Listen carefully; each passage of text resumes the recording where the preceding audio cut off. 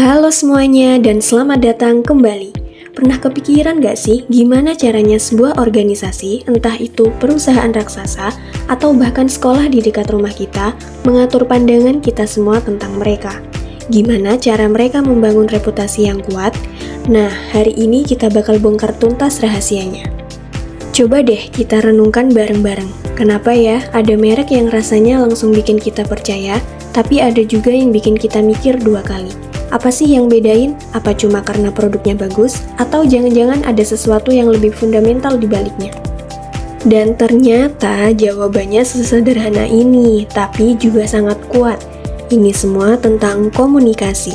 Tapi bukan sekedar ngomong atau pasang iklan loh ya. Ini lebih mirip sebuah perjalanan strategis untuk membangun hubungan. Anggap aja komunikasi ini sebagai peta dan kompas yang menuntun organisasi di dunia luar yang super rame. Oke, mari kita mulai perjalanannya. Setiap organisasi tanpa terkecuali menghadapi satu tantangan besar. Gimana caranya mereka bisa nyambung dengan dunia luar kantor mereka? Ini adalah pemahaman paling dasar yang harus kita pegang. Ya, faktanya gitu. Gak ada organisasi yang bisa sukses sendirian, kayak hidup di pulau terpencil gitu. Mereka tuh harus banget terhubung, harus berinteraksi sama pelanggan, pemerintah, media, ya, sama kita semua. Mengelola semua hubungan ini jadi kunci mutlak buat mereka bisa bertahan, apalagi berkembang. Jadi kalau tantangannya adalah membangun hubungan, terus senjatanya apa dong? Nah, disinilah kita masuk ke jantung pembahasan kita hari ini, komunikasi eksternal. Coba perhatikan baik-baik kata kuncinya di sini. Proses dua arah. Ini penting banget. Soalnya, ini mengubah cara kita memandang komunikasi. Ini bukan lagi soal organisasi pakai toa terus teriak ke kita, bukan. Ini tuh sebuah dialog, sebuah percakapan. Mereka bicara, dan yang sama pentingnya, mereka juga harus siap mendengarkan. Biar lebih kebayang, begini alurnya. Dari arah organisasi ke kita, ya kita dapat info, bisa lewat siaran pers, konten di medsos, macam-macam lah. Tapi, arus baliknya ini yang seringkali lebih kuat.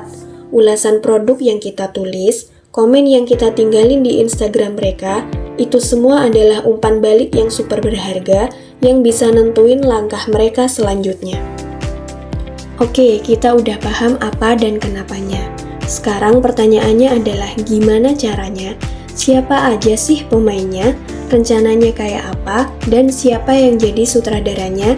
Yuk kita bedah satu-satu. Ini pertanyaan krusial. Sebuah organisasi nggak bisa asal ngomong aja ke semua orang. Mereka harus tahu persis siapa yang mereka ajak bicara. Nah, dalam dunia komunikasi, audiens spesifik ini punya nama keren, stakeholder atau pemangku kepentingan. Dan ini dia nih para pemain utamanya, mulai dari kita sebagai pelanggan, media yang ngeliput, pemerintah yang bikin aturan, sampai investor yang ngasih modal.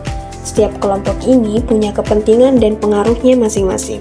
Organisasi yang pintar tahu banget gimana cara ngobrol yang pas dengan tiap-tiap kelompok ini. Terus, siapa sih nakodanya? Nah, disinilah tim humas atau public relation masuk. Mereka ini bukan cuma tukang nulis siaran pers ya, mereka itu ahli strategi yang perannya bisa macam-macam. Kadang mereka jadi kayak dokter yang mendiagnosis masalah dan ngasih resep solusinya. Di lain waktu, mereka jadi jembatan, nyambungin apa maunya manajemen dan apa maunya publik. Mereka juga bisa jadi penasehat strategis dan tentu aja jadi eksekutor yang andal buat semua rencana komunikasi.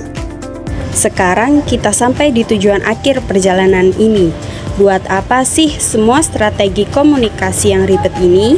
Jawabannya adalah untuk membangun sesuatu yang harganya tak ternilai, citra yang positif, dan yang jauh lebih penting reputasi yang kokoh dan tahan lama. Ini nih poin yang sering banget bikin orang salah kaprah. Citra sama reputasi itu beda banget. Anggap aja citra itu kayak foto profil di media sosial, kesan sesaat yang bisa dipoles kapan aja. Tapi reputasi, wah itu lebih kayak rekam jejak seumur hidup. kumpulan dari semua tindakan dan janji yang mereka tepati. Citra bisa dibangun dalam semalam, tapi reputasi itu harus diperjuangkan bertahun-tahun, bata demi bata. Tentu aja, gak ada perjalanan yang selalu mulus kan? Pasti ada aja badainya. Nah, di dunia komunikasi, badai ini kita sering sebut krisis. Terus gimana kalau semua tiba-tiba berantakan?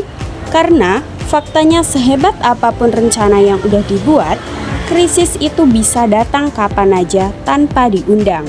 Dan justru di tengah badai inilah kualitas komunikasi sebuah organisasi diuji habis-habisan. Ini jadi penentu apakah mereka bakal selamat atau malah tenggelam. Jadi, krisis komunikasi itu apa sih? Sederhananya, itu adalah kejadian tak terduga yang tiba-tiba mengancam reputasi mereka. Kata kuncinya di sini adalah persepsi. Sebuah insiden baru jadi krisis kalau publik. Kalau kita menganggapnya sebagai ancaman serius terhadap nilai-nilai dan janji yang selama ini mereka usung. Organisasi yang jago itu nggak nunggu badai datang baru panik. Mereka selalu sedia payung sebelum hujan. Prosesnya ada 3 fase. Pertama, pra-krisis, di mana mereka nyiapin rencana darurat. Kedua, respon krisis, yaitu gimana cara mereka bertindak cepat dan transparan pas kejadian. Dan terakhir, pasca kritis. Fokusnya adalah memperbaiki kerusakan dan membangun lagi kepercayaan yang mungkin sempat hilang. Ini siklus yang nggak pernah berhenti. Oke, kita udah menempuh perjalanan yang lumayan jauh nih. Sekarang waktunya kita rangkum poin-poin paling penting yang bisa kita bawa pulang dari pembahasan ini. Jadi, ini dia 3 intisarinya. 1. Komunikasi itu bukan asal ngomong, tapi sebuah strategi yang setiap langkahnya penuh perhitungan. 2. Reputasi itu nggak bisa dibeli, tapi harus diperjuangkan lewat tindakan nyata yang konsisten dari hari ke hari. Dan 3. Di dunia yang serba nggak pasti ini, persiapan itu adalah temeng terbaik yang bisa dimiliki setiap organisasi. Nah, sebagai penutup, saya mau kasih 1 pertanyaan buat direnungkan. Coba deh pikirkan 1 merek atau organisasi yang benar-benar Anda kagumi. Berdasarkan obrolan kita barusan, coba analisis kira-kira apa yang mereka lakukan dengan benar dari sisi komunikasi. Gimana cara mereka membangun kepercayaan Anda? Dengan begini, kita bisa lihat semua teori ini bekerja di dunia nyata. Terima kasih banyak sudah menyimak.